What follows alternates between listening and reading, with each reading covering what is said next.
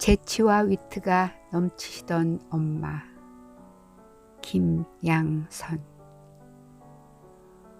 엄마가 돌아가시던 날은 날씨가 싸늘한 10월 어느 저녁 나절이었다. 엄마가 운명하실 때 아버지와 오빠가 곁에 있었고 나는 집 앞 골목에서 동네 아이들과 뛰어놀고 있었다. 어스름한 저녁 노을에 하늘은 온통 회색으로 덮여 있었다. 나는 수원에서 오신 외할아버지 손에 이끌려 남산동에 있는 큰 이모네 집으로 가서 그날 밤을 보냈다. 어두컴컴한 방 안에서 외할아버지께서 흐느끼시는 소리를 들으며 나는 절망과 슬픔으로 어린 마음에 긴 밤을 새까맣게 세웠다. 그때 내 나이 11살이었고 62년 전 일이다. 나는 막내로 태어나 나서부터 줄곧 병치레를 하면서 죽을 고비를 몇 차례나 넘겨 엄마 마음을 여러 번 졸이게 했다. 도저히 어린 막내를 놔두고 홀홀 이 생을 떠나실 수 없었던 엄마는 그래도 그렇게 가족 곁을 영원히 떠나셨다. 엄마에 대한 나의 첫 기억은 5살 때부터다. 전쟁이 뭔지도 모르고 부모님께서 부지런히 짐을 싸고 밖 어디선지 펑펑 터지는 소리가 들릴 때 엄마와 오빠, 바로 위에 언니, 그리고 내가 트럭에 올라타 어디론가 가서 정착한 곳이 대전이었다.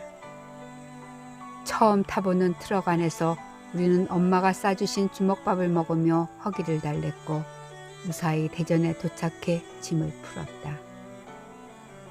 그곳에서 엄마는 때로는 산에서 나무를 뜯어 삶아서 시장에 가서 판 돈으로 생선 한 마리 그리고 계란을 사오셨다. 그것을 밥상에 올려 당신은 드시지도 않고 어린 세 자식들을 먹이셨다. 하루는 위에 언니가 다니는 초등학교가 무너졌다는 소식을 듣고 엄마는 쏜살같이 뛰어 학교로 가시는데 어린 나도 있는 힘을 다해 엄마 뒤를 따라 뛰다 개천을 지나가고 있었다. 그때 내가 본 엄마 발걸음은 그냥 훨훨 나는 것 같았고 나는 도저히 엄마 뒤를 따라갈 수 없어 울면서 집으로 되돌아왔다. 미군 비행기가 너무 낮게 학교 위를 비행하면서 울리는 폭음에 의해 진흙으로 지은 낡은 학교 건물이 무너지고 그 안에 있던 어린 학생들이 다 희생되었다. 그때 엄마는 언니 이름을 막 소리쳐 불렀는데 엄마 목소리를 듣고 어디선가 뛰어나온 언니를 본 엄마는 거의 실신 상태였다고 한다.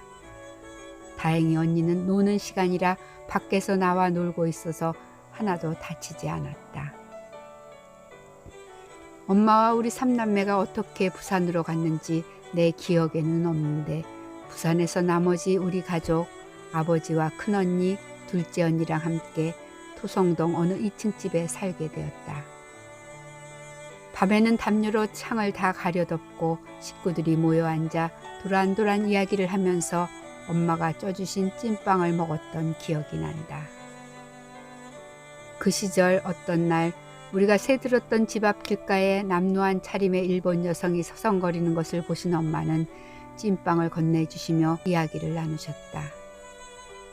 엄마의 따뜻하고 인정 넘치는 마음과 모습은 내 기억에 지금까지 자리 잡고 있다. 엄마는 쉬지 않고 일을 하셨다. 부산에서 전쟁을 겪지 않고 살던 주부들의 한복을 주문받아서 손수 만드셨고 남은 천 조각으로 예쁜 원피스를 만드셔서 내게 입혀주셨다. 전쟁이 끝난 후 우리는 서울로 올라와 우리가 전에 살던 집으로 오게 되었다. 엄마는 언제나처럼 부지런하셨고 빈터에 가지, 고추, 깻잎 등을 심어서 우리 밥상에 올리셨다. 그리고 이웃 아줌마들은 낮이면 우리 집에 모여 엄마 특유의 유머와 함께 웃으며 친교를 나누셨다. 이야기 중에도 뜨개질을 놓지 않으신 엄마는 손을 부지런히 눌리셨는데 뚝딱하면 우리들의 속바지가 만들어졌다.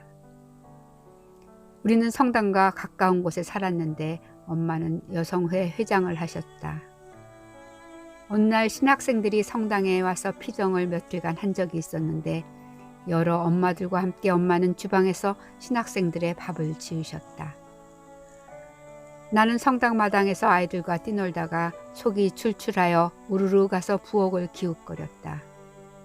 부엌에는 큰 가마솥이 보였고 나를 본 엄마는 부엌에 못 들어오게 주의를 주셔서 밖에서 서성이고 있었는데 다른 아이들은 자기네 엄마 보고 부엌으로 들어가 누룽지를 얻어먹었다. 내가 참 이상하다고 생각하고 있는데 그제야 엄마가 누룽지를 들고 나와 주셔서 얼마나 맛있게 먹었던지. 철이 들어 생각하니 엄마의 그런 절제나 예의에 대한 가르침은 말씀보다 실천하시는 모습으로 내가 배울 수 있었던 것 같다. 엄마는 잔소리나 나무람보다 칭찬 섞인 말씀과 웃음으로 우리를 늘 깨우치게 하셨다. 전쟁 후 모두 어렵게 살던 시절이었다. 엄마는 초여름부터 낮에는 언제나 현관문을 열어놓으시고 광주리에 떡을 이고 지나가는 떡장사를 불러 떡을 사셨다. 그리고는 간단한 점심을 차려서 떡 파는 아줌마에게 헉이라도 면하라고 하시며 두런두런 이야기를 나누셨다. 또 리아카에 배추, 무, 과일 등등을 싣고 골목을 돌고 지나는 총각 야채상에게도 항상 야채를 사고 그때마다 간단한 식사나 물을 전하셨다. 우리 집에는 언제나 친척들이 들락날락했고 그분들이 필요한 것을 도와주려는 엄마의 모습은 내게 매우 익숙했다. 그때의 푸근한 모습들이 내게는 가장 많이 떠오르는 엄마의 모습이다. 성당 야유회 때면 엄마는 아버지의 양복 위쳐거리를 입고 아버지의 신사복 모자를 쓰고 나섰다. 양복 위저고리 속에 무언가를 잔뜩 집어넣고 등을 굽히며 코믹한 춤과 노래를 불러서 야유에 온 사람들이 배꼽을 잡고 웃게 만들었다. 그렇게 재치와 위트가 많으시던 사람들을 좋아하시고 상대도 좋아하게 만들던 엄마. 남들과 잘 어울리는 모습이 엄마의 참 모습이셨다. 내 위에 언니가 엄마의 손재주, 재치, 유머 감각, 그리고 배우려는 의지를 그대로 닮았고 큰언니는 학구열, 둘째 언니는 인정과 유머 감각, 사람들과 친밀한 관계를 유지하는 성품, 그리고 오빠는 인정과 의리심. 이렇게 우리 형제들은 골고루 엄마의 좋은 성품을 닮아서 참으로 감사한 생각뿐이다. 우리 형제들이 모여 개인적인 엄마의 체험을 이야기할 때도 엄마는 하나같이 최상의 엄마였다. 어느 자식을 편애한다거나 소홀히 대하시는 법이 없으셨고 자녀들 길을 꺾는 말은 한 번도 하지 않으시고 칭찬을 많이 하셨다. 어려운 가운데서도 언제나 긍정적으로 임하시는 태도는 참으로 엄마의 고유한 성품이었다. 언니들 말로는 엄마는 아버지의 사업 의논자이시기도 했다고 한다. 우리 집은 저녁 식사가 끝나면 다 같이 가족 기도를 하고 그것이 끝나면 즐거운 오락 시간을 가졌다. 그때 형제들 각자의 재주를 펼쳐 보였는데 엄마가 단 한 가지 못하는 것은 노래였다. 음에 맞지 않는 노래를 들으면 언니와 오빠는 재미있어 깔깔거렸고 나는 아버지 무릎 위에 앉아 구경만 하는 것도 무척 즐거웠었다.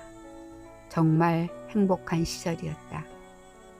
가족이 피난 중에 아무도 다치지 않았고 무사히 서울집에 모여 조촐하지만 웃음이 떠나지 않는 시간이었다. 나와 엄마가 함께한 시간은 짧았다. 하지만 내 가슴과 머릿속 기억은 온통 이 세상 최고의 엄마였다. 닮고 싶고 따라하고픈 엄마. 참으로 귀한 엄마의 모습을 보고 지냈지만 병에는 몸도 마음도 아주 약해지셨다. 하지만 고통 중에도 항상 밤중에 엎드려 기도하시는 모습을 나는 보았다. 그렇게도 씩씩하던 모습은 사라지고 나약하신 몸으로 병과 싸우셨지만 결국 사랑하는 가족을 남기고 조용히 눈을 감으셨다. 엄마의 육신은 떠나셨지만 우리들 마음에 언제나 함께 하신다는 것을 우리 형제들은 알고